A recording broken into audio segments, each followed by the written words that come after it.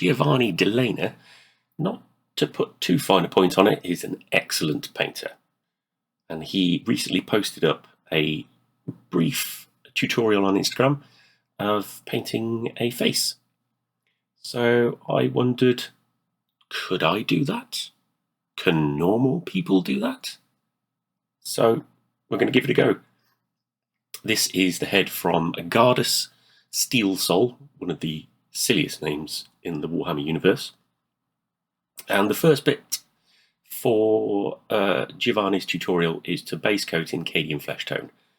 Now, I couldn't find my Cadian Flesh Tone, so I've got my stand-in, which is Humbrol acrylic. This is a Gen 3 sort of generic flesh colour.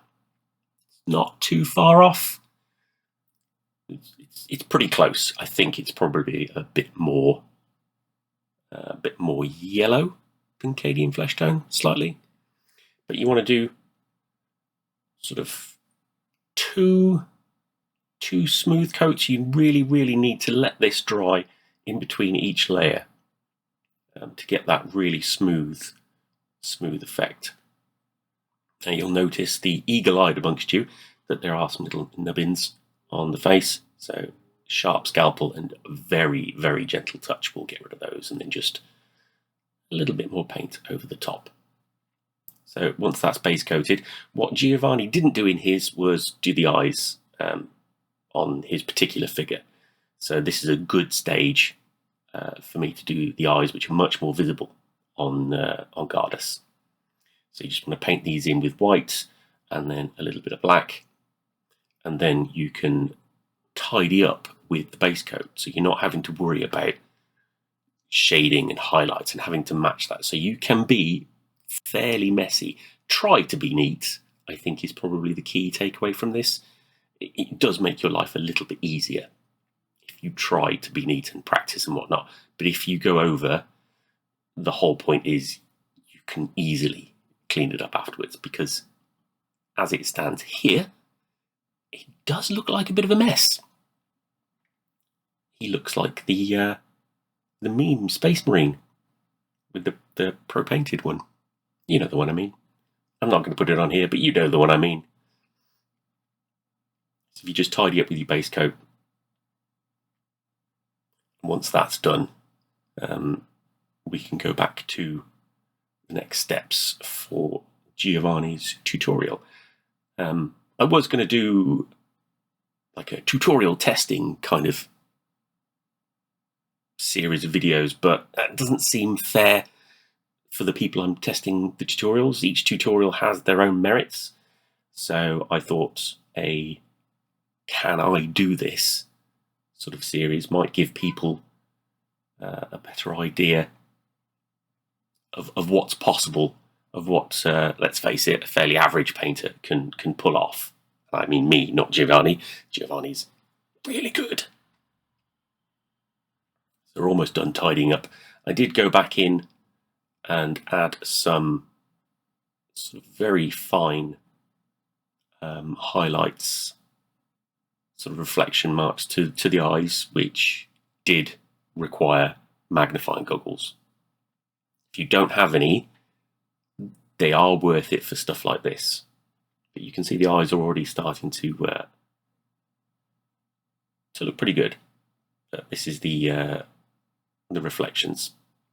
Could have done with a slightly pointier brush here, but so the next stage is a glaze. Well, it just says Bugman's Glow. So I'm putting Bugman's Glow into all of the recesses. I think that's pretty much what he does. This was only done over maybe half an hour-ish. So the longer you spend on it, the nicer it's going to be. And what I did end up going, which you'll see on the video, is tidying up with glazes of the base coat, just to smooth things out a little bit.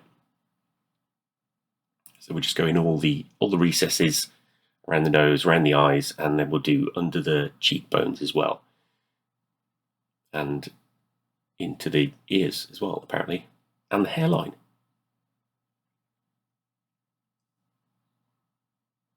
So the cheekbones, under the cheekbones, will probably be the hardest bit for a beginner.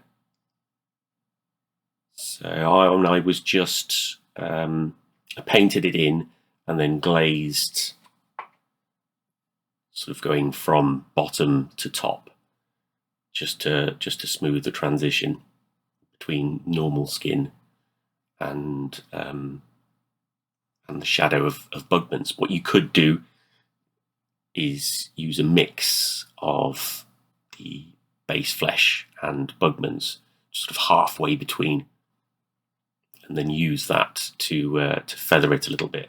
You might get slightly a smoother effect with that.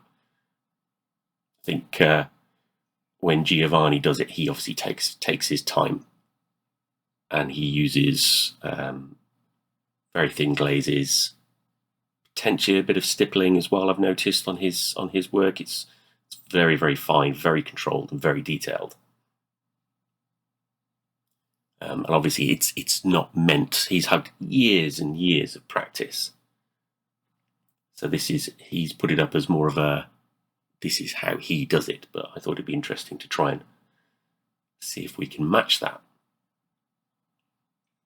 Sides of the face as well. You want the light going down the sort of center of the face and then catching on the lower jaw, but you want towards the top, forehead, top of the nose, and whatnot to be slightly brighter. That's the general idea we're going for.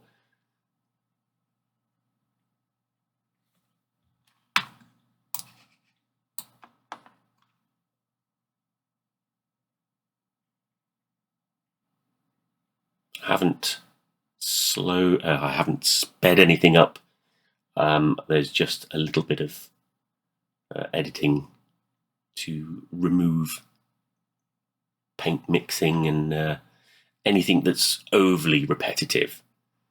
So this is the glazes with the flesh tone. So this is just sort of tidying things up a little bit. Obviously, if you're neater to start with, you won't have to do this or have to do less. I'm just sort of looking at Giovanni's work and just trying to see what I needed to do to get closer to what he's done. It doesn't help that it's a different face, but that's fine. You can try this on any face. If you're doing a female face, I wouldn't do quite so much on the cheekbones. So the next stage is doing the sort of deeper shadows with Doombull Brown. I thinned this quite a bit, and I did go way too strong under the eyes initially, and that did need toning down. But you want the deepest recesses around the nose, under the nose as well, and you want a little bit around the eyes, but you can see here that's way too dark under those eyes. So that does get fixed.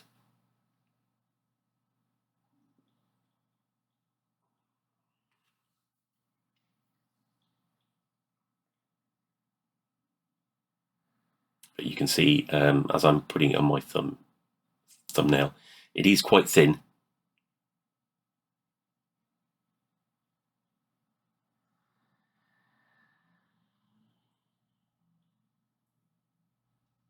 Inside the mouth as well is a good idea. You just want a little bit of warmth inside the mouth.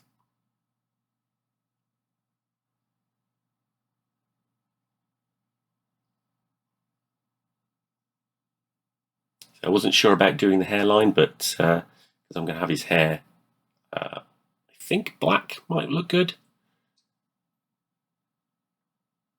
The actual figure itself is going to be Heldenhammer, I think it is. It's black with gold. So I'll either do black hair or maybe try something different. Maybe sort of dark grey.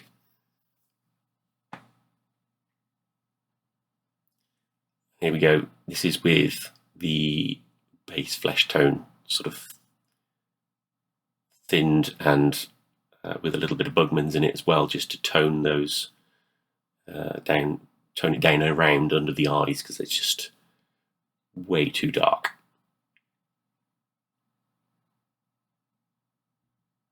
More defined the face is, the easier this will be, probably. And one thing I did notice that because his eyes are wide open, you do need a little bit of just a little bit of darkness just under the eye, but above the lower eyelid, which was very, very tricky. I probably should have base coated the eyes black first, then black, then white, so I've got an outline. But obviously with the technique of being messy and then tidying up with the base coat afterwards, a bit trickier, so I put it in with just a little bit of thin, really thin Doombull under there, just to separate the eye from the eyelid itself. Just stops it looking quite so cartoony.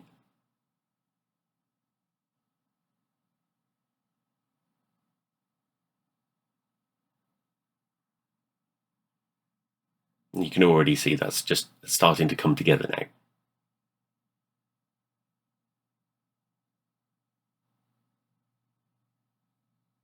And again, a little bit of tidying up with the base coat.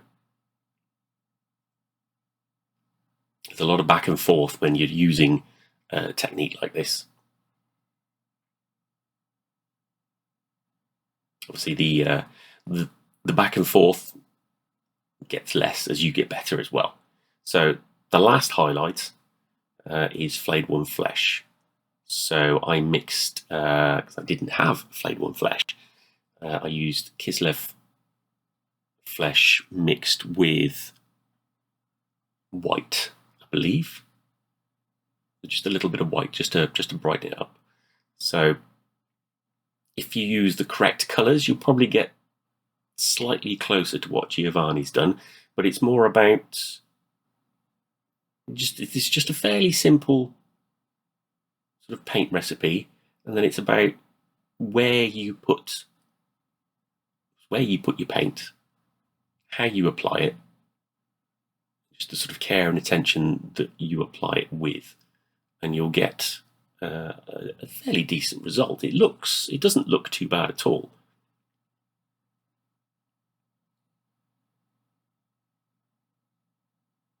I find it a little bit nicer. It's nicer to paint. It's more fun to paint than just sort of base coating and then washing with something like Reikland Flesh Shade. Obviously, Reikland Flesh Shade is much, much faster, but this feels more controlled and nicer to do.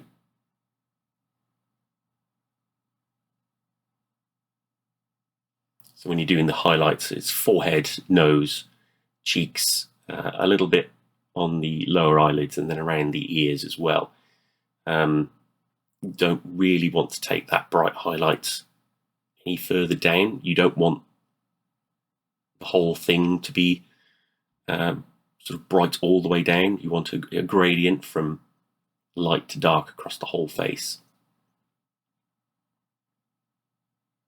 What you could do as well is there are obviously zones of the face which have different tints to them. Sort of red around the eyes, nose and cheeks, yellow on the forehead, and then around the chin and jawbone and mouth is more blue. So you could glaze colours in over that very, very gently if you wanted to. Obviously, Giovanni's miniature does not have teeth either, so just thought I'd pick the teeth out with that is the highlight colour just mixed with a little more white. The more you can use the paint you've got on your palette for other things, the more coherent the paint job's going to be. So the next step is corn red. Now I've seen this somewhere else as well. This is very, very thin corn red that you put in all the recesses, just sort of where the recesses meet the flesh tones, if you like. So it adds a little bit of colour and saturation that normal humans would have. So on the cheekbones, for example, you just want to glaze a little bit right between where dark meets the light section. When you're doing the recesses, if you're glazing it, you can just do a sort of slightly thicker line over the whole recess, and that will cover some of the edges as well. As you can see, that's a really, really sort of fine glaze, very, very thin. This is dirty paint water, effectively, and you want to get a lot of it off the brush before you apply it to the model. You don't want this to pool or run or anything. You want as much control as you can possibly get. And that's it. So I managed to take a decent photograph, which makes it seem like a slightly different colour, but it's closer to how it was on the video. It's not quite as vibrant and red as Giovanni's, but potentially that is due to not having quite the right paints. But overall, that seemed to work quite well, and I'm quite pleased. If you've got any tutorials you want me to have a look at and see whether just an average painter can actually pull them off and actually do them, drop them in the comments. Obviously, don't forget to subscribe, like, all that jazz, and I'll see you next time. Thank you very much. Bye-bye.